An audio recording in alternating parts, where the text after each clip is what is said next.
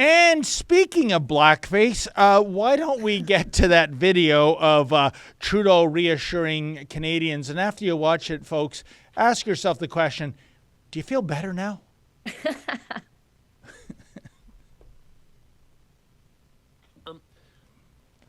The national security agencies in this country have been dealing with foreign interference for a very, very long time. And as a government, we've been talking about the impacts of foreign interference on Canadians for many, many years, even as we're building up more and more tools for our institutions to defend ourselves, for our democracy to remain robust.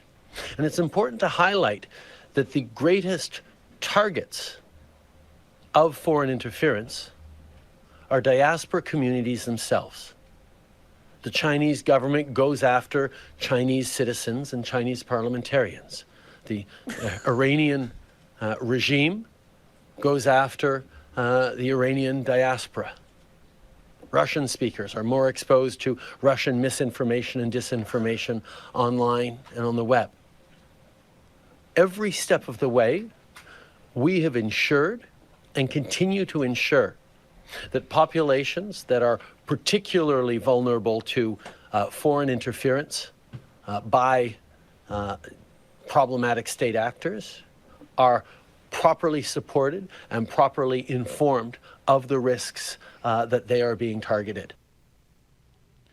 Sheila, before we get into the meat and potatoes of the Chinese interference, I just have to have a little sidebar comment here because the Prime Minister brought it up, what's going on in Iran. If you want to do something about Iranian interference, Blackface McGroper, how about this?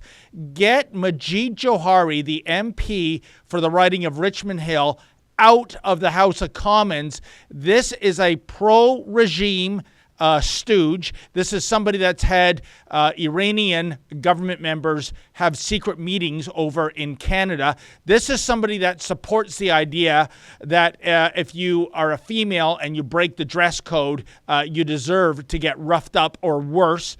So get that garbage out of the House of Commons if you're concerned about Iranian interference. Now, with the main target here, I'm surprised, Sheila, he didn't go to his knee-jerk reaction, which was to play the race card, i.e. you bring up Chinese interference, you're obviously anti-Asian.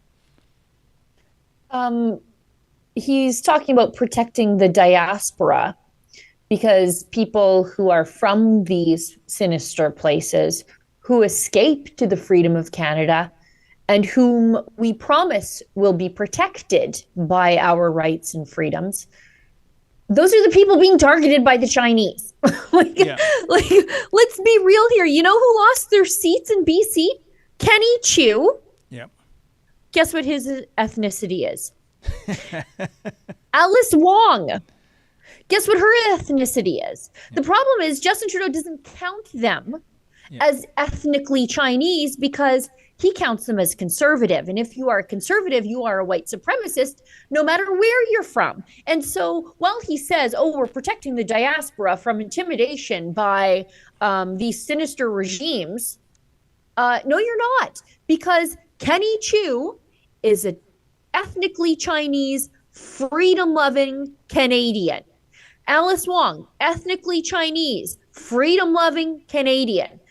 But throw them on the bonfire of people targeted by the Chinese state because they're conservative. And if a conservative or two loses their seat, who cares if China helped us do it? That's what Justin Trudeau, who constantly says, we have to do these things to protect our democracy. He's willing to sacrifice the fundamentals of our democracy as long as he wins up to 11 seats, the majority of which were actually in the GTA.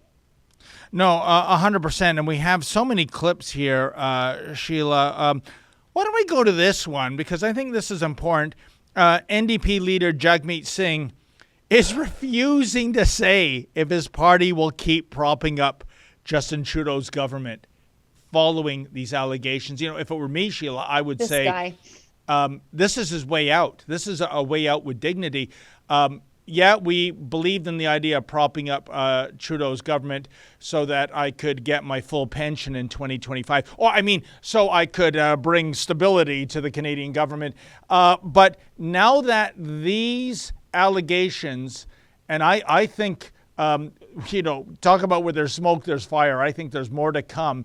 And the Liberals are freaking out, not about the Chinese interference, folks, but about who the whistleblower is. They are going crazy trying to determine that. And by the way, on that note, Sheila, we have to admit, Bob Fife of the Globe and Mail has done outstanding work on this. Fair enough. I'll say it. Good job. Yep. I won't be surprised if they put the screws to him. If they say, I will not be surprised if they can't find out the whistleblower, they will bring Fife upon the carpet and they'll say some malarkey along, because of national security reasons, you must reveal your source. And if I was Bob Fife, and I mean this because to me this is sacred, source confidentiality. If you promise not to reveal a source, you cannot go back on that. And I would say, well, here's the deal, Judge, if it went to a court. 2 days, 2 months, 2 years, 2 decades in the slammer, I'm not speaking. Because as a journalist, all I have is my word. That's it. And if I lie, if I burn a source, I have devalued myself and my profession. But I won't be surprised if these Liberals go to that extent. But in the meantime, Sheila, let's play Jagmeet Singh saying something or refusing to say something. Well, let's just roll the clip. Is this an issue that could put your supply and confidence deal with the Liberals at risk if they don't take steps to deal with the serious issue of foreign interference in our elections? Well, that's not a decision we're making today in terms of if we're going to an election or not, but it is something that we take very seriously. I have made the call for a public inquiry. So far, the Prime Minister has said that's not something he's going to do. We disagree on that. I think it should be a public independent inquiry that investigates this, that assesses the real dangers and provides us with real transparency around what happened and ways that we can prevent it from having an influence in any way on our democratic system. I think that is important to have that independence, assess that risk, and to provide us with recommendations. So I maintain my position, and I will continue to apply pressure on the government to move forward on an inquiry. Hey, Jagmeet, talk is cheap. And Sheila, if this... Where's the or what? What happens? Oh, Where's no. the or what in that statement? Not even that. And here's the deal. If this government has had help getting reelected through Chinese interference, then Jagmeet Singh has become an accomplice, Sheila, right? Yeah. If he continues to prop up this scandal-prone government, and believe me, Sheila, Chinese interference into the Canadian federal elections, that is Watergate on steroids. It can't get any worse than that. So I think Jagmeet Singh, the longer he props up this government, the more devalued his whole party is.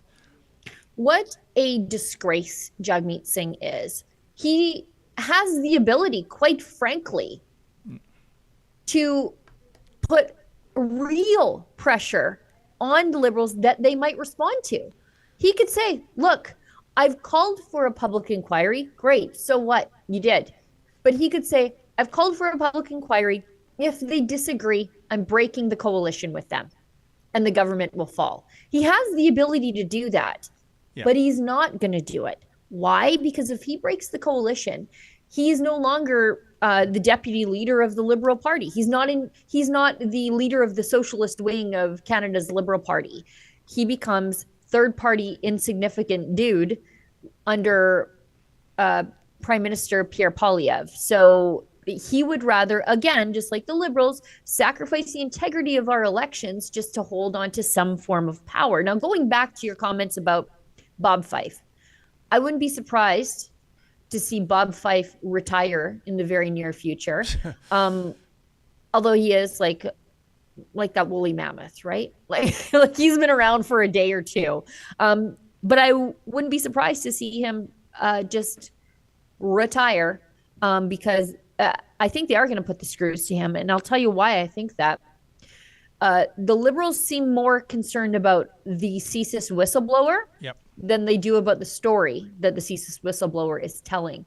I saw that Gerald Butts on Twitter he seems really concerned about who this whistleblower is and what consequences they should face for blowing the whistle on his boss ignoring CSIS, going directly to the party and saying, don't let him run. Yep. And Justin Trudeau overriding that. That is horrific. Yep. But Gerald Butts instead is saying, well, who's the whistleblower? Because they will face serious ramifications. We need to find out who that person is. So in other words, it's not the message we're concerned about. It's all about shooting the messenger. Yeah.